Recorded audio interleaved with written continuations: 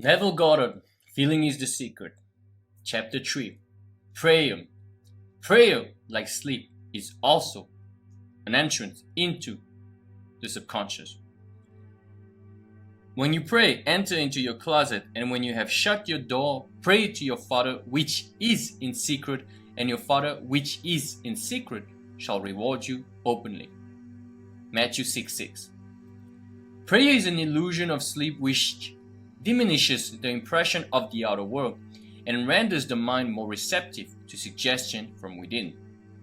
The mind in prayer is in a state of relaxation and receptivity akin to the feeling attained just before dropping off to sleep. Prayer is not so much what you ask for as how you prepare for its reception.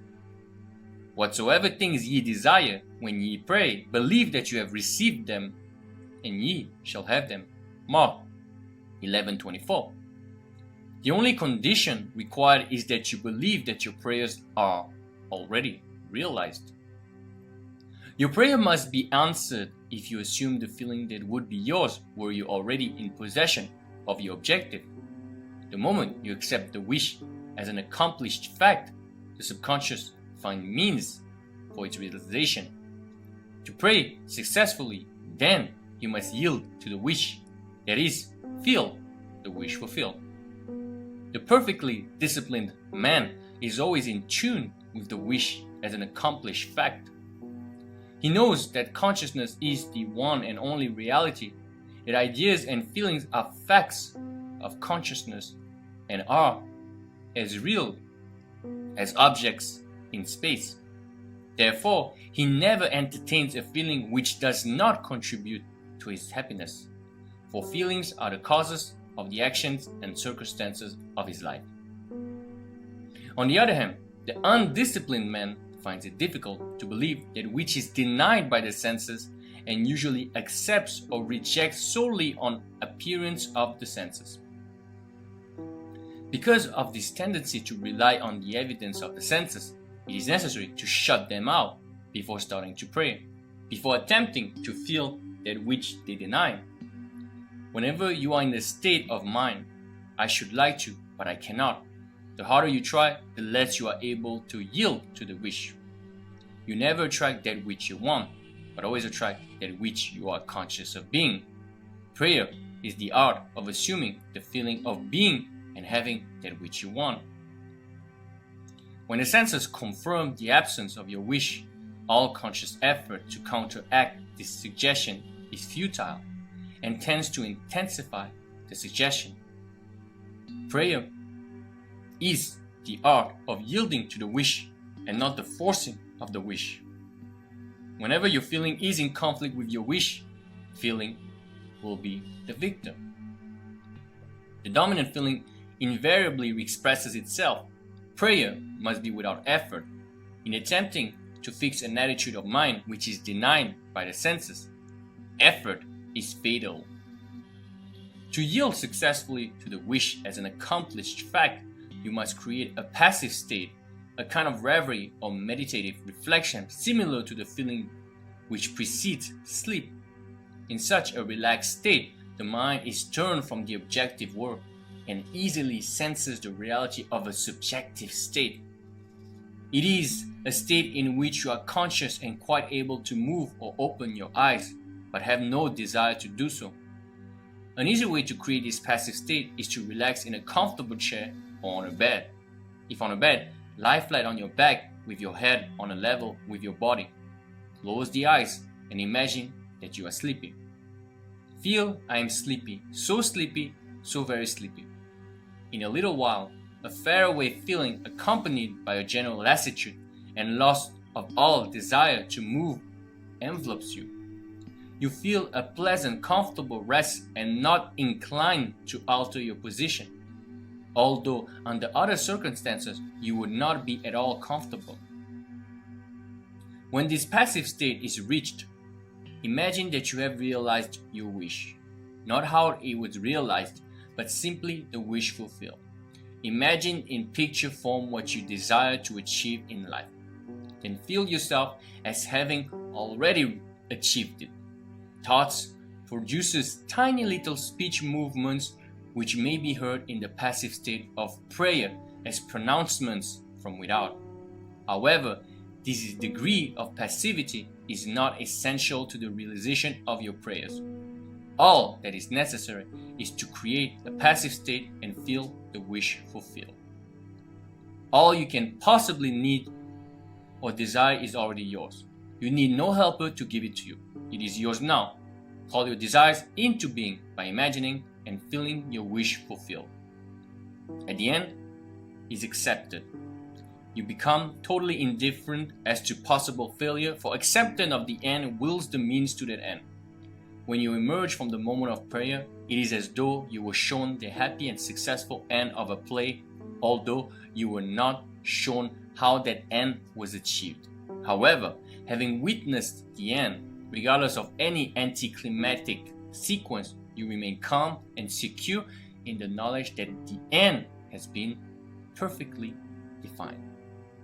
End of this chapter. Now, I'm trying not to repeat what I said in a previous piece of content on the chapter sleep. But prayer is pretty much the same thing as the things you do prior to sleep, generally speaking, which means you get into a state akin to sleep. And you don't need to be too strict about finding this state akin to sleep. What I mean by that is that don't worry too much about getting into this state where you are completely drowsy. If it's in the middle of the day and in the morning, sometimes you just don't feel that drowsy. Maybe when you wake up sometimes, but sometimes you're just so fresh that you don't feel drowsy. What Neville Goddard means when he means to talk about drowsiness, the way he goes about it is to be in a state where your senses are shut. That's why meditation is so good, because regardless of how tired you are or how fresh you are, you can get into this state. You need to sit passively or lie down passively. When I say passively, I mean physically. And shut your eyes. You can do it with your eyes open. Some people can do it, but most of us are better off shutting our eyes. And take a few deep breaths. You don't necessarily need to be a meditation expert, but once you sit down passively or lie down passively and you shut your eyes and you take deep breath, generally speaking, your mind will calm itself. If you need more instruction on meditation, you guys have to let me know. I'll make more videos on meditation as it pertains to calming the mind for better use of the techniques. What I mean by techniques is visualization, affirmation, and all the likes. Or you can use a mantra, something that will calm the mind and focus it and further shut the senses out.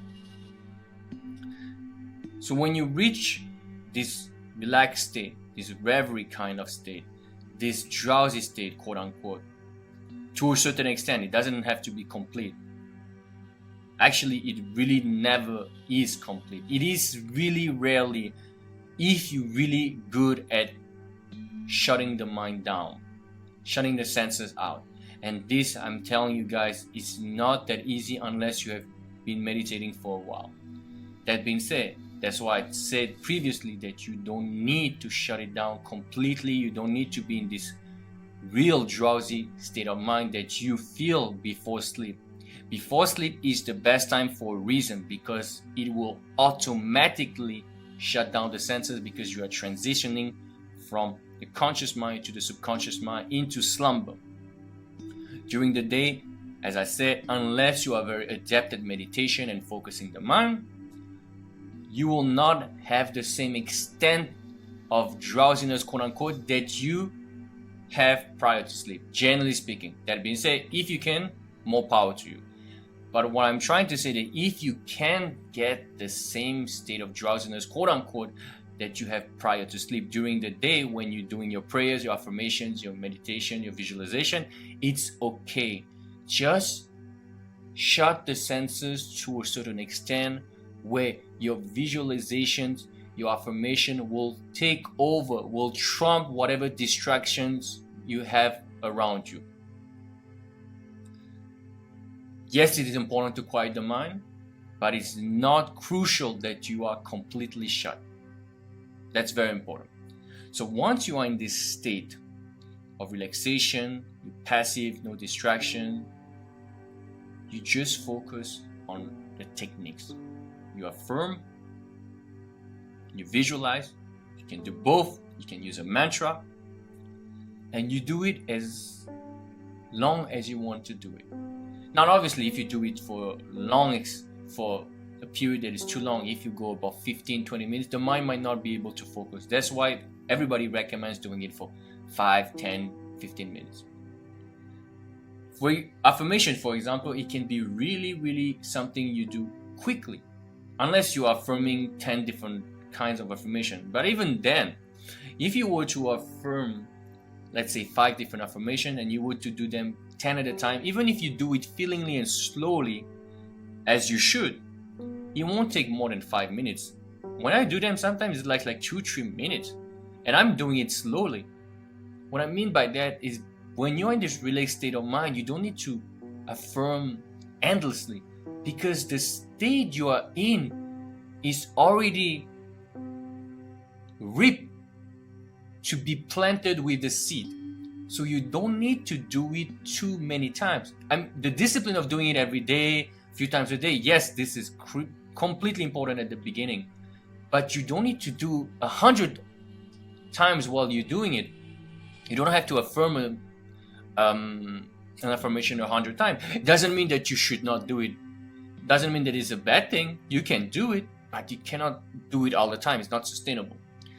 So if you do it 10 times per affirmation, and if you have a visualization saying, I strongly recommend you don't pick more than 2 scenes. Even 2 scenes can be a lot if you have different kind of scenes for different goals or different desires.